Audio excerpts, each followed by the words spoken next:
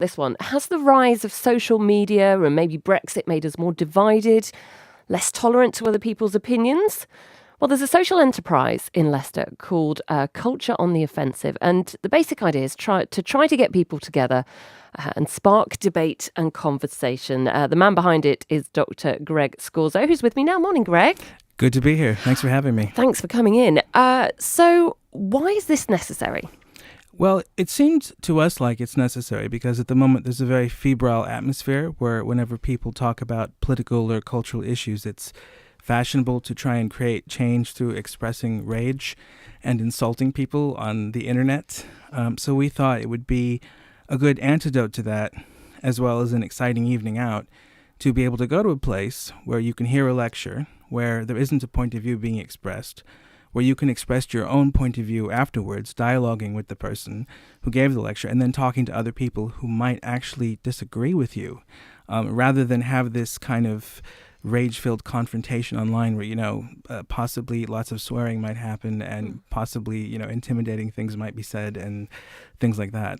I mean, I mentioned it when I was introducing you, but do you think that Brexit and social media have made us less tolerant? Yeah, I think what those things have done is contributed to an atmosphere of political polarization where many people feel like their political opponents are representing evil and they are representing good.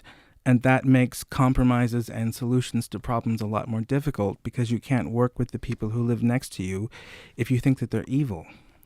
Do you think it's to do with the fact we don't often hear people's opinions who disagree with us on social media? We know that they have these patterns that you tend to only hear the opinions of people who agree with you as well. So you get those sort of arguments and messages reinforced. Well, initially, I think that was the problem with social media. But now it's gotten to a point where even when people hear views they don't agree with, they only hear like one or two sentences of them and go, oh, I'm not going to listen to this. This is garbage. And that's it. So they wind up not knowing what their opponents actually think. And they don't even know what people who disagree with them would say if they were in the same room and could have a conversation, which is why we practice what we call the art of thinking, which is when you encounter somebody you disagree with, use empathy, clarity, and courage. So empathy means try and understand how this person might not be a total prat and still disagree with you about something you hold very dearly. Use clarity in the sense of trying to understand what their argument is and not caricature it.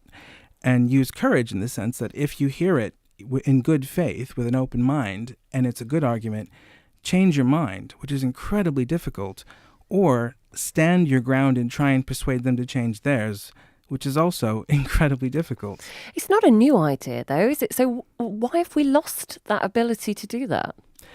Well, it seems to me that what social media has done is it's given people a kind of illusion, which is they can create change quickly, which is positive, by expressing rage. And I think that this is an illusion because the change they wind up creating, no matter how well-intentioned, winds up being counterproductive. Because when you're in a rage-like mental state, you're not really grounded in reality because you're not that interested in facts. You're interested in a moral vision and in squashing anything which is an obstacle towards that. I challenge anyone to let me know if you have had your mind changed by an argument on social media. Let me know, because I don't think anyone ever has. We just seem to be going round and round in circles.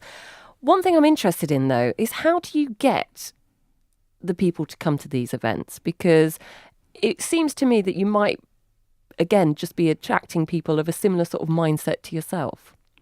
Well, interestingly, we actually thought that's what would happen potentially when we started this, so we were very cautious. But what we found actually is there's a lot of people with views that I don't have, which come to these events, who wind up arguing with people who have views that are closer to mine, which is kind of what I want. And that's why I don't say what my views are, because I like to watch the debates happen. And oftentimes, my own views get changed based on hearing what people have said in the audience. So you can persuade me as much as you can persuade people next to you if you come to the events. And we have, topics that we cover that people want to talk about, which is kind of how we draw audiences. Tell me some of the topics you've done. We've done stuff on free speech, on love, on equality, on satire, on the generation gap and why people supposedly hate millennials, all these kind of things people are very passionate about. And we never get an event where everyone takes the same line. So I'm very hopeful about that. because I think people who come to these things tend to want to meet somebody who wouldn't agree with them. And, that means if someone sees the description of the event and they think, oh, it's coming from a certain perspective they agree with, they'll come. But if someone sees the description of the event and it irritates them because they think it's coming from a perspective that they don't like, they'll also come. Is it a confidence thing, though? A lot of people might not feel confident enough in that environment to stand up and express their opinion, whereas they think, if I can just type it out while I'm at home, then I can get my voice heard. Well, there are a lot of people who would prefer to stay home, obviously, but there's a growing audience of people who find staying home the more dangerous, psychologically scary environment now, because it's actually easier to be with another person looking at their face saying, I disagree with you, than potentially getting into a Twitter spat where loads of people might start threatening you and doxing you. Yeah, no, that's true. Does it ever get heated?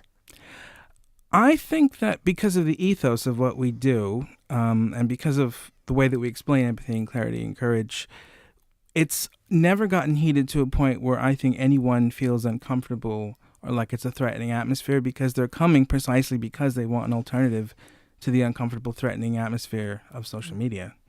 What do you think will happen if we don't tackle this, if we don't start getting people to discuss their opinions face to face?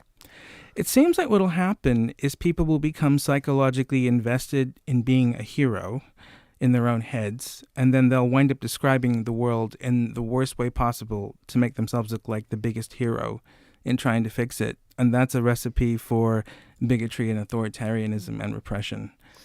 Sounds fascinating. Tell me about what events you've got coming up then. Well, the next one we've got is the Art of Thinking about Faith Schools, and that's going to be at Leicester Secular Hall on the 11th of February at 7:30. And that's going to be a discussion about how much, in the name of religious freedom, we should allow religious schools to teach kids views that people in the secular realm have problems with. So it seems common sense today, for instance, that people will say, of course, teach, religious education all you want, but don't say evolution isn't true. Don't say being gay is a sin, and so on and so forth. And that seems like common sense. But then the question becomes, well, in what sense is it really religious education if it has to prioritize the values of the secular world? And what if you have a situation where actually the secular world is really wrong? Like, what about in the 18th century when the secular world wanted slavery? I think we're getting into the full debate now, Yeah. Greg. Yeah, but there's so much to get your teeth into, isn't there? Yeah, I love a good debate. Have you got a list of all the events on a website or something that people can go to? If you're interested in what the next events will be, most of them are in Leicester, and you can find out the times and descriptions and dates at www.cultureontheoffensive.com. Dr. Greg Scorzo, thank you so much for coming in and telling us about it this morning. Thanks for having me. It's good to talk, isn't it? Yeah.